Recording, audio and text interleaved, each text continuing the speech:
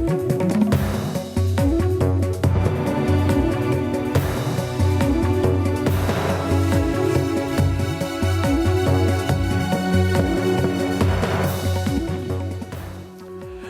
मैं रविश कुमार। जैसे स्कूलों में हिंदी मीडियम और इंग्लिश मीडियम होता है, क्या वैसे ही राष्ट्रवाद के भी दो मीडियम हो सकते हैं? हिंदू मीडियम और मुस्लिम मीडियम।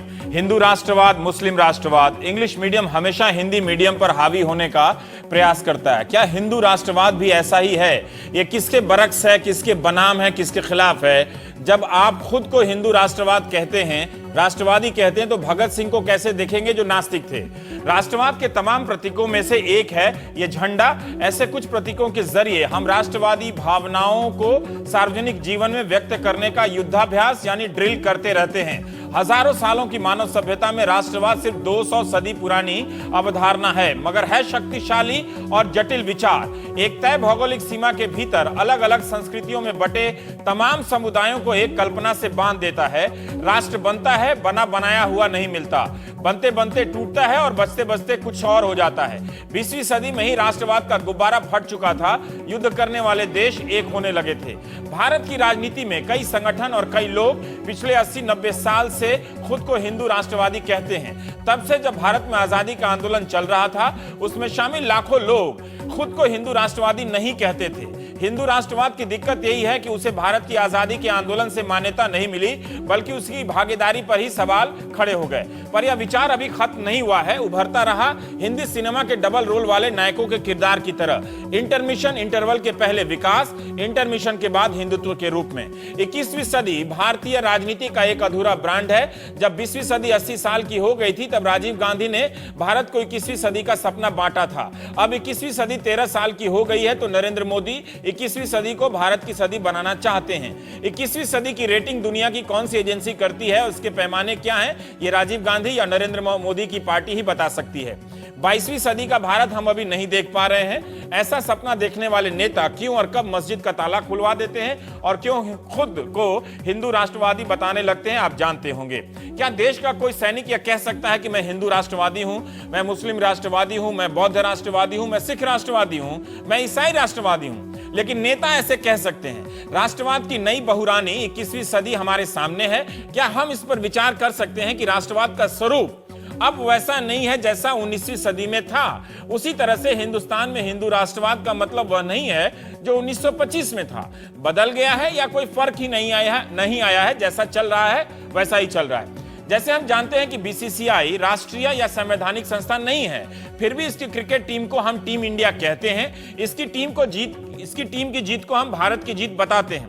कई समाजशास्त्री लिखते हैं कि क्रिकेट भारत को एक सूत्र में पिरोता है, वे इसे क्रिकेट राष्ट्रवाद तक कह देते हैं। अब यही बीसीसीआई इस राष्ट्रवाद का क्षेत्रीकरण करती है। Chennai super king, Delhi Daredevils, king 11 Punjab, Mumbai Indian नाम की टीमें आ जाती हैं। इन शहरों के लोग अपनी अपनी टीमों का झंडा उठा लेते हैं। फरवरी में मुंबई इंडियन और जून में टीम इंडियन। कई विद्वानों ने कहा कि यह ग्लोबल दौर है। ग्लोबल दौर में नेशनल लोकल हो जाता है और लोकल ग्लोबल हो जाता है, सब अलबल हो जाता है। क्या इसी तर्ज पर राष्ट्रवाद का भी एक आईपीएल हो सकता है? हिंदू राष्ट्रवाद के बाद बंगाल राष्ट्रवाद, चेन्नई नेशनलिज्म या उससे भी आगे बांग्ला मराठी राष्ट्रवाद, तमिल राष्ट्रवाद है भी। तमिल अस्मिता श्रीलंका के मुद्दों पर अपने ही भारत राज्य से टक्कर ले लेती है। राष्ट्रवाद के लिए जरूरी तत्वों में से एक है बाहरी और भीतरी दुश्मन की खोज। हिंदू राष्ट्रवाद किसके बनाम है? क्या यह सिर्फ इस संयोग पर आधारित है कि पैदा होने वाला हिंदू है और वह राष्ट्रवादी भी है? हिंदू के राष्ट्रवादी होने की डेडलाइन क्या है? 19वीं सदी के पहले वाला हिंदू भी क्या यही था? क्या तब हिंदू पहचान नाम की कोई चीज थी? जब नरेंद्र मोदी से पूछा जाता है कि आप हिंदू राष्ट्रवादी हैं या प्रो बिजनेस मुख्यमंत्री हैं, तो जवाब में कहते हैं मैं राष्ट्रवादी हूं, मैं देशभक्त हूं, कुछ भी गलत नहीं, मैं जन्मना हिंदू हूं, इसमें भी कुछ गलत नहीं है, इसलिए मैं हिंदू राष्ट्रवादी हूं और मैं विकासोन्मुख भी हूं। दोनों में कोई विरोध नहीं है, दोनों एक ही हैं। जम्मू कश्मीर के मुख्यमंत्री उमर अब्दुल्ला का पुराना बयान है कि मैं मुस्लिम हूं और मैं भारतीय हूं और मुझे इन दोनों में कोई फर्क नजर नहीं आता। मगर उमर ने यह नहीं कहा कि वे मुस्लिम राष्ट्रवादी हैं। अगर मुस्लिम राष्ट्रवादी कहते तो क्या हंगामा नहीं मचता?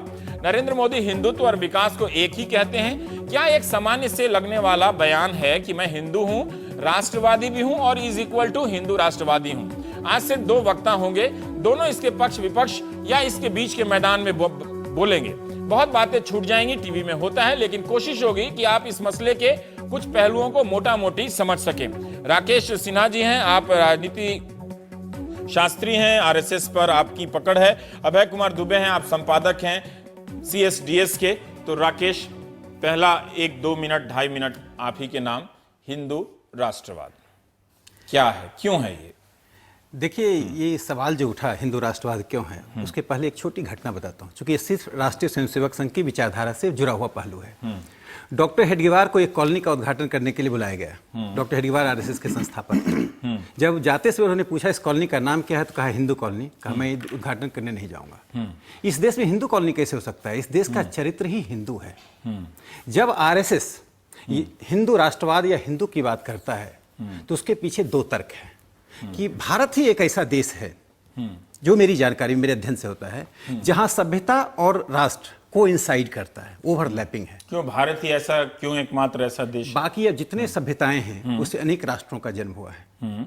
भारत की सभ्यता से, सभ्यता और राष्ट्र, जो भारतीय सभ्यता था, जिसको आप भारतीय सभ्यता कर दें, हिंदुस्तान सभ्यता कर दें, इंडियन सिविलाइजेशन कह दें या हिंदू सिविलाइजेशन कह दें, नामों जिस नाम से आप पुकारें, उसका जो कंटेंट है वो सभ्यताई कंटेंट है। उसी सभ्यताई कंटेंट से राष्ट्र निकला, और उसी राष्ट्र के कारण हिंदू शब्द उन बृहत्तर सांस्कृतिक और सभ्यताई परिप्रेक्ष्य को प्रतिबिंबित करता है।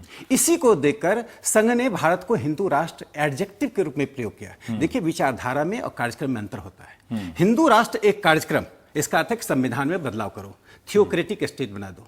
हमारा कोई संघ का, मतलब संघ का कोई कार्यक्रम संविधान बदलने का नहीं है। आप संविधान में समाजवाद जोड़ दें, इंदिरा गांधी ने समाजवाद जोड़ दिया, संविधान में सेकुलर सब जोड़ दें, हम मानते हैं भारत हिंदू राष्ट्र है। लेकिन एक बात है जो कमियां मैं बता रहा हूं, इस पर विवाद इतना क्यों है, और हम भी कभी कभी उस विवाद में हाशिए पर क्यों आ जाते हैं? उसका 2 कारण है। पहला कारण यह है कि हिंदू शब्द की जो एक व्यापक परिभाषा थी, उसमें संकुचन हुआ है। संकुचन के अनेक कारण होते हैं, जिस पर भी व्याख्या नहीं की जा सकती। ठीक है, आगे आप बोल सकते हैं। हाँ। दूसरा, जो हिंदू समाज में 1906 से लेकर 1947 का काल रहा, उस काल में अनेक ऐसी ताकतों का जन्म हुआ जो कि मुस्लिम राजनीति का प्रतिकार करने के लिए जन्म लिए। उन्होंने हिंदू राष्ट्रवाद शब्द का उपयोग किया।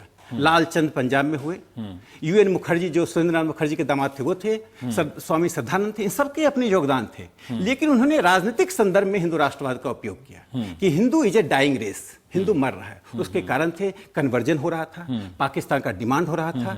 तो उसका प्रतिकार कैसे करो? तो संगठित करो, राजनीतिक रूप से करो, राजनीतिक प्रतिनिधित्व के कारण करो। इसके कारण हिंदू राष्ट्रवाद और राजनीतिक विमर्श होता रहा, लेकिन संघ ने अपने को उस विमर्श से अलग रखा है। इसलिए हिंदू महासभा की जो सोच थी और आरएसएस की जो सोच है, उसमें एक बुनियादी फर्क है।